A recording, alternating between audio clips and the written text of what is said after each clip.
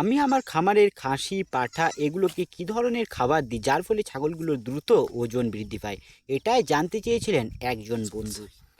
আমি আমাদের খামারের খাসি, পাঠা এগুলোকে একবার সকালবেলা দানা খাবার খেতে দিই। এই দানা খাবারটি হলো মিশ্রণ একটা দানা খাবার। এই দানা খাবারের মধ্যে রয়েছে আটা, চকর এবং সর্ষের খোল। এই তিনটে একসাথে মিশিয়ে আমি এক ধরনের দানা খাবার তৈরি করেছি। এই দানা খাবারটায় আমি সকালবেলা 150 গ্রাম করে খাসি, পাঁঠা এগুলোকে খেতে দিই। তবে ওজন অনুযায়ী দানা খাবারের পরিমাণ বাড়িয়ে অথবা কমিয়ে নিতে হবে। যেমন আমাদের যে বড় পাঁঠাটা রয়েছে, সেই বড় পাঁঠাটা যেহেতু অনেকটাই বড়, তাই এর 150 গ্রাম দানা খাবারে হবে না, তাই একে 2 থেকে 250 গ্রাম দানা খাবার খেতে দিতে হয়। এছাড়া একে এক্সট্রাভাবে আমি ছোলা ভিজিয়ে রাখি সারা রাত, এবং সেই ছোলা ভেজানোটা সকালবেলা খেতে দিই। তবে এগুলো কিন্তু আমি খাসিগুলোকে খেতে দিই না। খাসিগুলোকে একরকমই দানা খাবার খেতে দিই, যেগুলোতে রয়েছে আটা, চকো এবং সর্ষের খোল। এখন যেহেতু অনেকটা বড় দিনের বেলা, তাই ছাগলগুলোকে আমি 2 বেলায় মাঠে চরাতে নিয়ে আসি। সকাল দিকটাতে আমি ছাগলগুলোকে চরাতে নিয়ে আসি 8:30 পৌনে 9টা নাগাদ, এবং আবার ওই 10:30 11টার সময় ছাগলগুলোকে বেঁধে দিই। ছাগলগুলোকে সকালবেলা ঘর থেকে বের করার পরই আমি ওই মিশ্রণ দানা খাবারটা খেতে দিই। ছাগলকে দানা খাবার আপনি কতটা পরিমাণে দিচ্ছেন সেটা বড় কথা নয়। ছাগলকে সময় মতো কৃমিনাশক ওষুধ খাওয়ানো, লিভার টনিক খাওয়ানো, ভিটামিন খাওয়ানো, এগুলো যদি ঠিকঠাক সময় মতো করে থাকেন, তাহলে ছাগলকে দানা খাবার অল্প পরিমাণে দিলেও ছাগলের হয়ে যাবে, এবং ছাগলের এই অল্প পরিমাণ দানা খাবারেই কিন্তু গ্রোথটা ঠিক থাকবে। তবে দানা খাবারটা কিন্তু আপনাকে কন্টিনিউ দিয়ে যেতে হবে। যেমন যেমন বয়স ওজন বাড়বে, দানা খাবারের পরিমাণটা অল্প অল্প করে বাড়াতে হবে। আর আপনি 1 মাস দানা খাবার দিলেন এবং আর পরবর্তী সময়ে দানা খাবার দিলেন না, তাহলে কিন্তু ছাগলের ওজন তেমনভাবে বাড়বে না। আপনাকে কন্টিনিউ ছাগলটা যতদিন রাখবেন, আপনি 1 বছর কি 1.5 বছর খাসিটা রাখবেন, সেই ততটা সময় কিন্তু আপনাকে দানা খাবারটা কন্টিনিউ খাইয়েই যেতে হবে।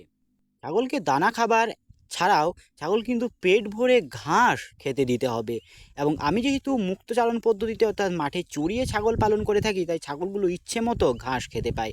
আমি সকাল দিকে ছাগলগুলোকে চড়ানোর পাশাপাশি বিকাল দিকেও ছাগলগুলোকে চড়াতে নিয়ে আসি। 3:30-র সময় ছাগলগুলোকে মাঠে চড়াতে নিয়ে আসি, এবং 6টার পর ছাগলগুলোকে আবার বাড়ি নিয়ে চলে যাই।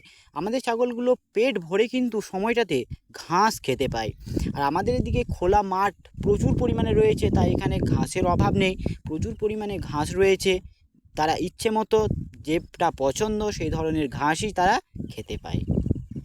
আর যেদিন মাঠে চরাতে নিয়ে আসা হয় না, সেই দিনটাতে আমি সর্ষের ভুসি, আটা, চকর এবং গুড়, জল, নুন একসাথে মিশিয়ে ভালোভাবে 1 গামলা করে খেতে দিয়ে দিই। সেগুলোই তারা খায়, তাদের পেট ভরে যায়। আরেকজন বন্ধু কমেন্ট করেছেন যে আমরা দেখতে পাই যে আপনার খামারে যে বাচ্চাগুলো রয়েছে, সাধারণ ব্ল্যাক বেঙ্গল ছাগলের তুলনায় এই সমস্ত বাচ্চাগুলোর হাইট এবং লেন্থ অনেক বেশি হয়। আপনি কি কোনো স্পেশাল পরিচর্যা নিয়ে থাকেন, নাকি এগুলো ক্রস ব্রিডের বাচ্চা? দেখুন, আমার খামারে যে মা ছাগলগুলো রয়েছে, তাদের মধ্যে ব্ল্যাক বেঙ্গলও রয়েছে এবং বেশ কয়েকটা ক্রস ব্রিডেরও রয়েছে। যেগুলো ব্ল্যাক বেঙ্গলের মা ছাগল, সেগুলোকে আমি আমার খামারে যে পাঁঠাটা রয়েছে সেটা কিন্তু পিওর ব্ল্যাক বেঙ্গল নয়, সেটা ক্রস ব্রিডের। তাই এই পাঁঠাটার দিয়ে ক্রস করানোর ফলে ব্ল্যাক বেঙ্গল মা ছাগলেরও বেশ কোয়ালিটিফুল বাচ্চা হয়, এবং বাচ্চাগুলো সাধারণ ব্ল্যাক বেঙ্গল ছাগলের তুলনায় হাইট এবং লেন্থ অনেক বেশি হয় এবং ওয়েটটা অনেক বেশি হয়। এবং এই বাচ্চাগুলো সাধারণ ব্ল্যাক বেঙ্গল ছাগলের তুলনায় অনেক তাড়াতাড়ি গ্রোথ বৃদ্ধি পায়। আর এগুলোর মা যেহেতু ব্ল্যাক বেঙ্গল, তাই এদের ব্ল্যাক বেঙ্গলের বৈশিষ্ট্য কিন্তু অনেক থাকে। যেমন এদের রোগ প্রতিরোধ ক্ষমতা অনেক বেশি হয়, এরা মাঠে চড়েই খেতে পারে। তাই পিওর ব্ল্যাক বেঙ্গলের থেকে এদেরকে লালন পালন করার ফলে আমার খামারে লাভও অনেক বেশি হয়।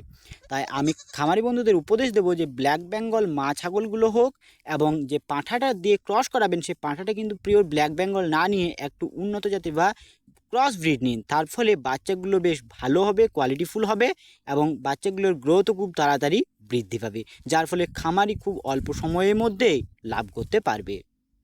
আজকের ভিডিওটি কেমন লাগলো সেটা অবশ্যই কমেন্ট বক্সে কমেন্ট করে জানাবেন। তার সাথে ছাগল পালন সম্বন্ধীয় আপনার যদি কিছু জানার থাকে, সেটাও কমেন্ট বক্সে কমেন্ট করে জানাতে ভুলবেন না। আমার জানা থাকলে আমি অবশ্যই উত্তর দেওয়ার চেষ্টা করব। আজকের ভিডিওটি এখানেই শেষ করছি। ভিডিওটি সম্পূর্ণ দেখার জন্য অনেক অনেক ধন্যবাদ। নতুন কোনো একটা ভিডিও নিয়ে আপনাদের মাঝে আবারও চলে আসবো একদিন। ততক্ষণে ভালো থাকবেন, সুস্থ থাকবেন। ধন্যবাদ। জয় কৃষাণ।